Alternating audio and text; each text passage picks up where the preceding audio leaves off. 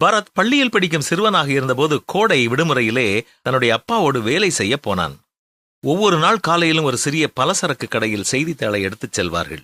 ஒரு நாள் காலை அவனுடைய அப்பா தவறுதலாக 2 பேப்பரை எடுத்துக்கொண்டு வந்து விட்டார். முதலில் மறுநாள் காலை அதற்கான விலையை கொடுத்து விடலாம் என்று நினைத்தார்.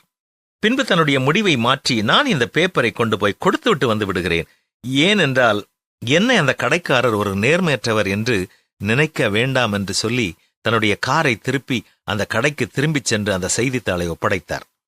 ஒரு வாரம் கழித்து யாரோ அந்த கடையில் பணத்தை திருடிவிட்டார்கள்.